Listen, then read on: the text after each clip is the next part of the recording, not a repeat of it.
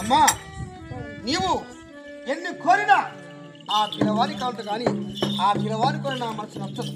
ఇతర రాజుల కోరితే ఇతర రాజు ఎంత కోరు తక్షణమే తెచ్చి పంపిస్తారు కానీ ఆ పిల్లవాడు మనకొద్దు. అలాగేనా? ఇంకా ఎవరైనా కోరికము?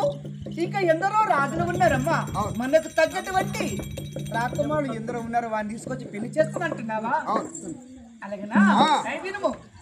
అతడెందు కని వద్దు ఆ మాట జలపమా రాజది మాది. అతడెందు కని వద్దు ఆ మాట జలపమా రాజది మాది. అతడెందు కని వద్దు ఆ మాట జలపమా రాజది మాది. అతడెందు కని వద్దు ఆ మాట జలపమా రాజది మాది. నాకు పతి అతడే అని ప్రాణములకి పతి అతడే అని నాకు పతి అతడే అని ప్రాణములకి నాకు పతి అతడే అని ప్రాణములకి రాజవరియా పతి అతడే అని ప్రాణములకి